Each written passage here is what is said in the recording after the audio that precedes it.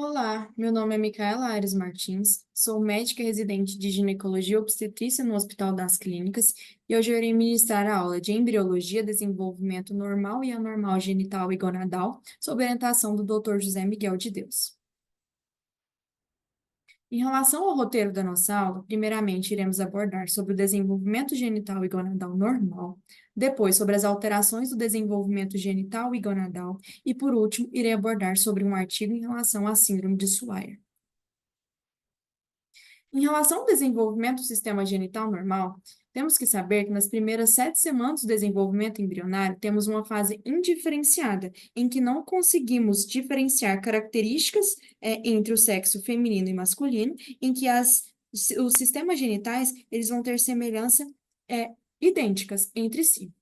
Em relação a como determinar se o sexo é feminino e masculino, vai ser dado através da fecundação do óvulo. Se o espermatozoide conter o cromossomo X, teremos o sexo feminino, e se o espermatozoide conter o cromossomo Y, o sexo masculino.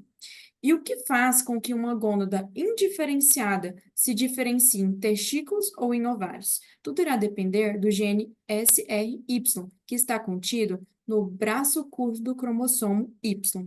Esse gene irá determinar o fator determinante de testículos e que, em sua presença, a gônada indiferenciada se desenvolverá em testículos. Na ausência do gene, a gônada indiferenciada se desenvolverá em ovários. Então, o que determina a diferenciação gonadal é o complexo cromossômico que é dado durante a fecundação do ovo.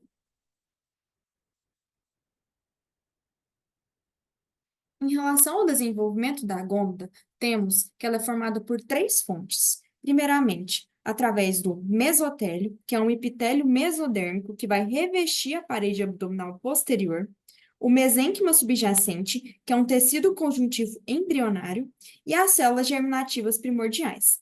Essas células germinativas, na quarta semana do desenvolvimento, elas ainda estão alojadas juntamente às células endodérmicas do saco vitelínico, próximo à origem do elantoide. Durante o dobramento do embrião, a parte dorsal do saco vitelínico vai ser incorporada para dentro do embrião, e à medida que isso ocorre, as células germinativas primordiais vão iniciar sua migração ao longo do mesentério dorsal do intestino posterior até a região das cristas gonadais. E o que seriam essas cristas gonadais? As cristas são uma saliência formada ao lado medial do mesonéfro, o rim primitivo, decorrente de uma proliferação tanto do mesotélio quanto do mesênquimo.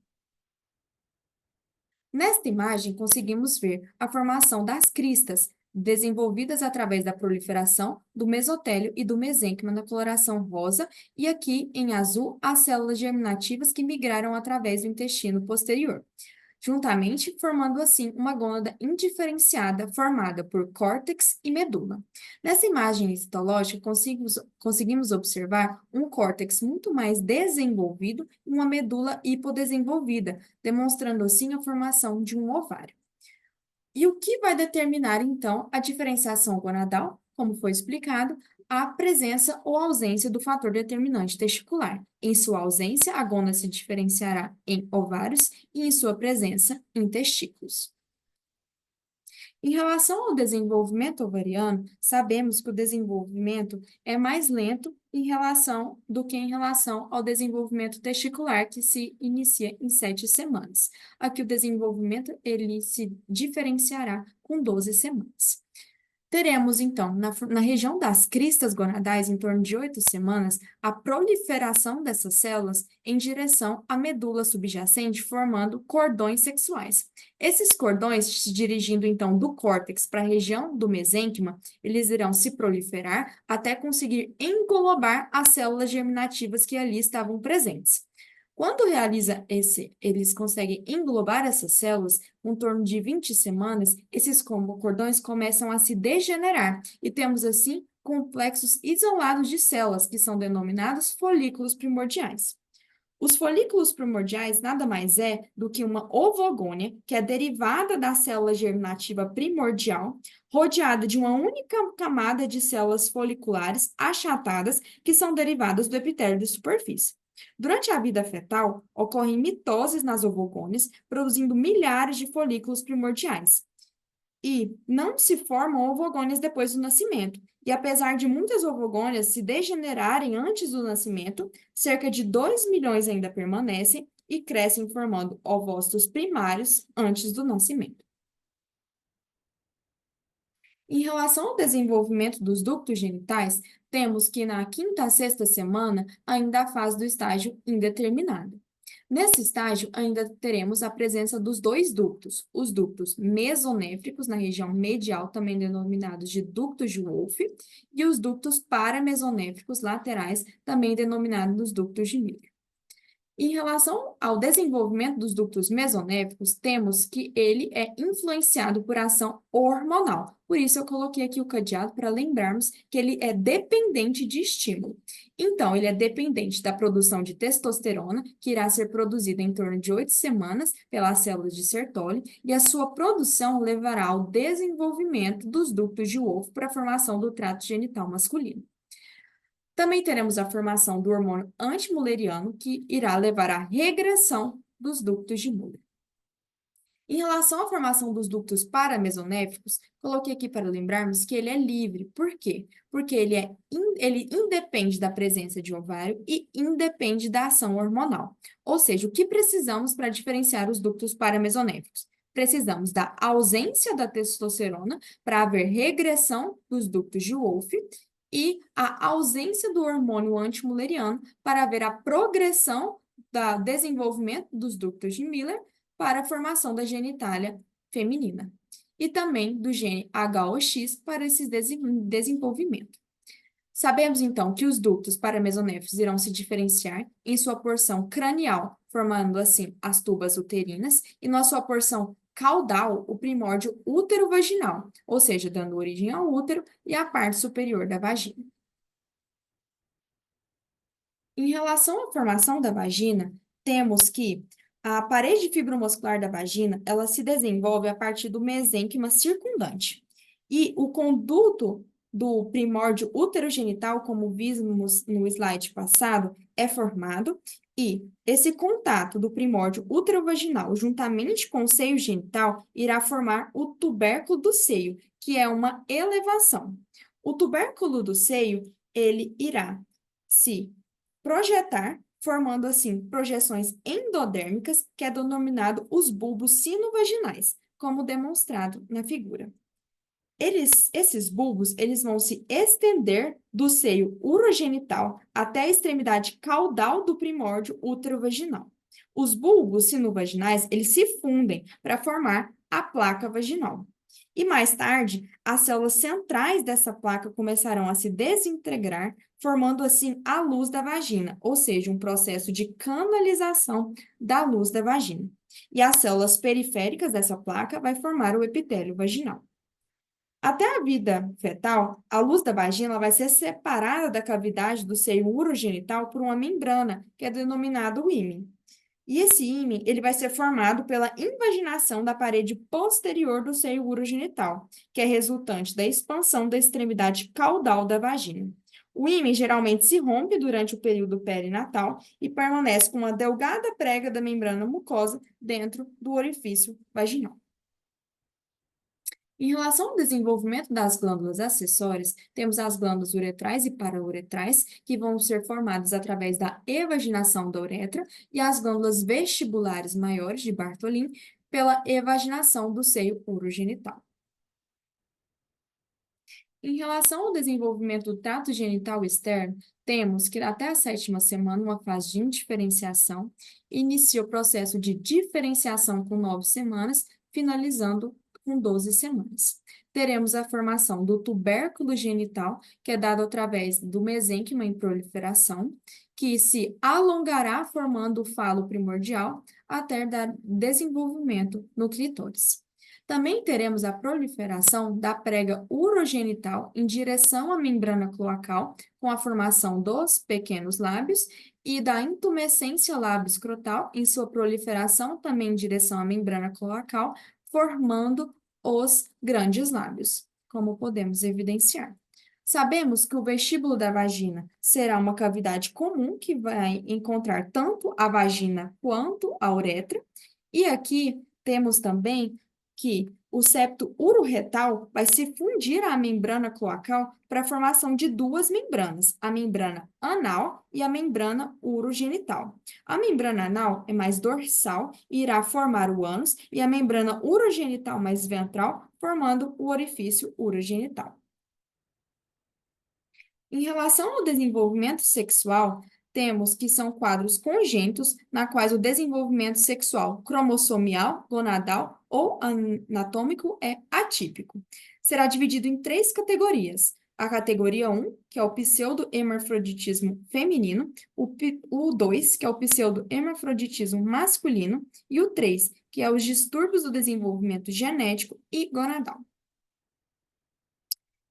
Então, em relação ao pseudohermafroditismo feminino, categoria 1, também denominado distúrbio do desenvolvimento sexual, temos pacientes com genótipo feminino, 46XX, no entanto, que apresentam um fenótipo masculino, ou seja, o que se vê, o que se expressa. E o que causa esse processo? A causa ela é dada por aumento da exposição fetal a androgênicos, e uma das suas principais etiologias é a hiperplasia adrenal congênita, que é dada por um distúrbio genético em que a ausência da enzima 21-alfa-hidroxilase, que vai levar a uma diminuição da produção de cortisol e aldosterona e aumento da quantidade de androgênicos. Também pode ser dada por medicamentosa, através da testosterona do danazol, do luteoma da gravidez e do tumor das células de Sertoli. Nesses pacientes, teremos a presença do útero, do colo uterino e da parte superior da vagina. No entanto, pela influência hormonal, teremos uma virilização da genitália externa, em que na imagem podemos observar uma hipertrofia do clitóris e até mesmo uma fusão dos lábios. Em relação à categoria 2, em relação ao pseudo-hermafroditismo masculino, temos uma deficiência da exposição do feto ao androgênio, que pode ser dada por defeitos enzimáticos testiculares na biossíntese da testosterona, por defeitos enzimáticos periféricos ou por anormalidades no receptor de androgênio. Em relação à síndrome da insensibilidade androgênica, temos pacientes cariótipos 46XY e apresentam uma herança recessiva ligada ao X, em que há uma mutação no gene do receptor do androgênio, ou seja, não é em relação à sua produção de androgênios, a produção é normal, no entanto, não há receptores em funcionamento e há uma baixa atividade transcricional, fazendo essa insensibilidade aos androgênios. A sua resistência total levará a uma genitália feminina e graus variados a uma ambiguidade sexual. Na imagem ao lado, conseguimos ver uma paciente que apresenta síndrome de insensibilidade androgênica total, que é caracterizada por uma genitália feminina, ausência de pelos, uma vagina curta, ausência do colo uterino, das tubas e do útero, e gônadas que são testículos, como mostrada na figura, com localização intraabdominal. Em relação ao diagnóstico, precisaremos do exame clínico, evidenciaremos um aumento do LH, testosterona normal e até mesmo aumentada, um cariótipo 46XY e exames de imagem para avaliação das gônadas. Na imagem ao lado, conseguimos visualizar uma síndrome de insensibilidade androgênica parcial, porque a presença de pelos, enquanto na total há uma ausência, também há uma hipertrofia do clitóris e um orifício perineal único. Em relação às disgenesias gonadais, temos como sua etiologia a não disjunção dos cromossomos parenterais, formando assim gônadas em fita. Essas gônadas são insuficientes, e essa insuficiência gonadal levará a níveis elevados de gonadotrofinas numa tentativa de estimular essa gônada não funcional.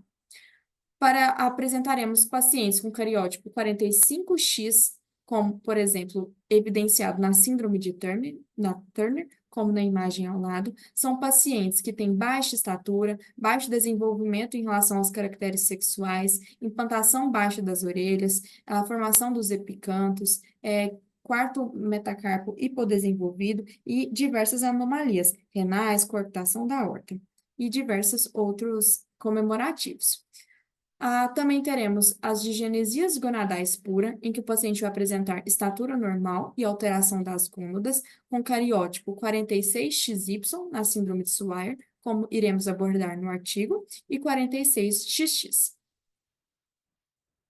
Em relação à síndrome de Mayer-Rokitansky-Küster-Hauser, temos como etiologia a agenesia ou disgenesia mulleriana. Sabemos que os ductos de Muller irão desenvolver as trompas, o útero e o terço superior da vagina. Em sua agenesia, as pacientes terão uma bolsa vaginal rasa, em torno de 2,5 a 5 centímetros de profundidade, a ausência do útero, a ausência da parte superior da vagina, os ovários estarão normais e os bulbos de Muller ou sem atividade endometrial.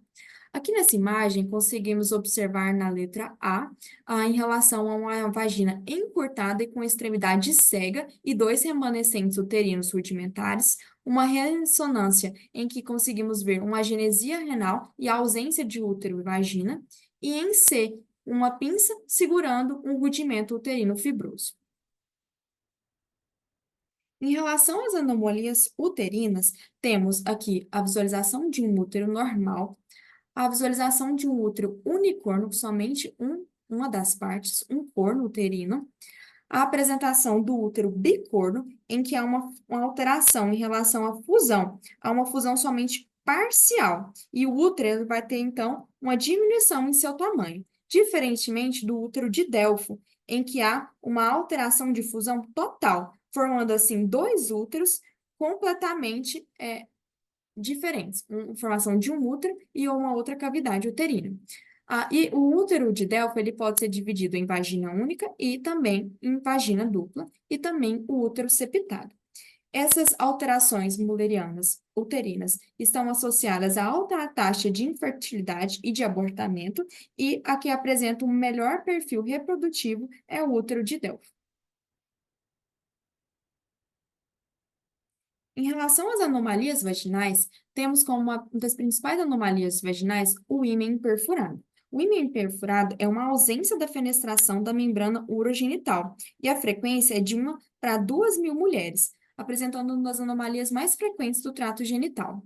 No ímen perfurado, teremos um quadro clínico de pacientes com amenorreia primária, mas sempre apresentando as mesmas características de um quadro de um ciclo menstrual, como cólicas, mas a paciente nunca vai ter a esterilização, em que aqui observamos uma perfuração imenal com a saída do hematococo. Essas pacientes podem evoluir com até mesmo abdômen agudo pelo acúmulo de conteúdo.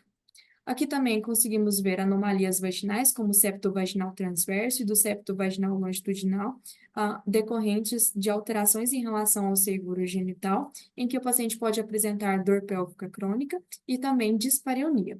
E aqui, anomalias da genitália externa, como duplicação clitoriana, agenesia da função dos grandes e dos pequenos lábios e duplicação total da vagina.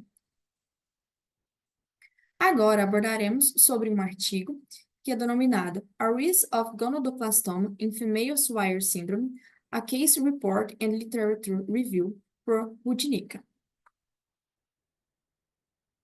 Em relação à síndrome de Gordon-Swyer, ela é dada como uma disgenesia gonadal completa relacionada ao cariótipo 46XY, em que a sua primeira descrição foi dada em 1990 em relação a uma alteração genética em relação ao gene SRY, em que essa alteração levava a gônadas estriadas, subdesenvolvidas e indiferenciadas, fazendo com que essas gônadas não funcionais não fizessem a produção de testosterona e do hormônio antimulleriano, levando a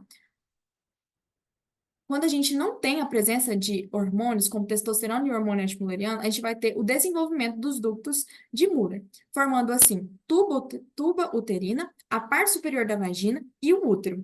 E esses pacientes também terão um desenvolvimento da parte inferior da vagina devido a estrogênio materno e placentário. O fenótipo dessas pacientes é XX, então veremos características femininas, no entanto, o cariótipo como 46XY. O quadro clínico será de uma menorreia primária ou até mesmo de uma puberdade tardia, e essas pacientes vão apresentar um hipogonadismo devido à glândula, às gônadas estriadas e hipergonadotrófico na tentativa de estimular estas gônadas. O maior risco em relação à síndrome de Swyer é os tumores gonadais, como o gonadoblastoma ou germinoma. E eles também têm uma alta correlação em relação a genes proto-oncogênicos, como o gene da proteína Y1 específica dos testículos, que está correlacionada principalmente na formação do gonadoblastoma. O manejo desses pacientes, ele é dado tanto com reposição hormonal a longo prazo e excisão das gônadas genéticas. Sabemos em relação à etiologia que a síndrome de Swyer é uma síndrome rara, com uma incidência de 1 para 80 mil nascidos vivos, até mesmo 100 mil nascidos vivos, e que na literatura demonstrava casos principalmente esporádicos e não de síndrome familiar, como iremos abordar neste artigo. Em relação à metodologia do artigo, não temos uma parte específica para falar em relação a esta metodologia. O artigo foi dividido em um relato de caso em relação à síndrome familiar de Swyer, em que apresentava duas irmãs. A primeira irmã, uma mulher de 17 anos, apresentando um quadro clínico de uma menorreia primária e um subdesenvolvimento mamário e alta estatura. O exame físico demonstrava uma genitália externa feminina, um Turner pré-3M2, uma idade óssea de 15 anos, um laboratório com hipogonadismo hipergonadotrófico e testosterona ligeiramente aumentada. No ultrassom, conseguiram visualizar útero pequeno, diminuído do volume das gônadas e um cariótipo 46XY, tendo um quadro característico de síndrome de Swyer. O tratamento da primeira paciente foi realizado uma gonadectomia preventiva videolaparoscópica e enviada ao histopatológico, tendo o diagnóstico de gônadas digenéticas, formando, assim, o gonadoblastoma somente à direita. Essas pacientes foram tratadas com terapia, essa paciente foi tratada com terapia de reposição hormonal e também foi visualizada a não alteração genética relacionada ao TSPY1. A irmã 2 era uma irmã de 19 anos, a menorreia primária também era o quadro clínico e alta estatura com 1,75. A genitália externa feminina, Turner pré-4M3 com maior desenvolvimento e uma idade óssea de 15 anos, um laboratório também de um hipogonadismo hipergonadotrófico e apresentava também um hipotiroidismo subclínico. Na ultrassom, ausência de gônadas e um cariótipo 46XY. Também tendo a hipótese de síndrome de Swyer, e o tratamento foi uma gonadectomia preventiva histopatológico com gonadoblastoma bilateral, que é um tumor pré-maligno que pode se desenvolver em um tumor invasivo das células germinativas. A paciente foi submetida a terapia de reposição hormonal e a avaliação genética também estava apresentando positivo para o gene TSPY1.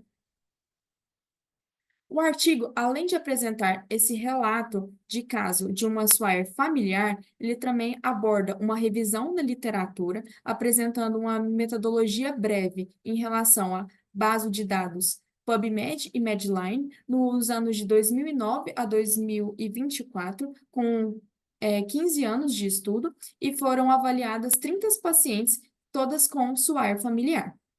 Dessas 30 pacientes, 27 foram submetidas a cirurgias e, na avaliações cirúrgicas, 18 dessas pacientes apresentavam tumor, tendo uma frequência, assim, de 66,6%. A pergunta principal da chave norteadora do artigo era em relação ao risco de tumores gonadais ser o mesmo em casos familiares ou esporádicos, ou se podia haver uma associação em relação a variantes genéticas e patogênicas específicas. Em relação à análise da literatura, foram avaliados que os principais genes correlacionados à Swyer familiar e alterações tumorais era relacionado ao gene MAP3K1. A maioria das pacientes, todas, tinham acima de 10 anos e a maioria também foram encontrados tumores. Na década de 1990, as principais alterações eram em relação à disfunção, uma alteração genética em relação ao SRY, em 15 a 20% dos pacientes.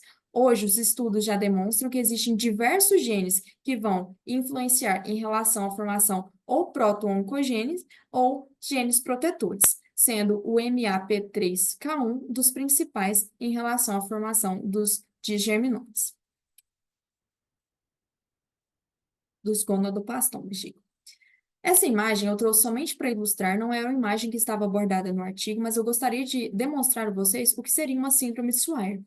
Aqui podemos avaliar uma paciente com um desenvolvimento mamário reduzido, e aqui também podemos ver uma genitália externa hipodesenvolvida e aqui uma visão intraoperatória de uma gônada em fita, uma gônada disfuncional.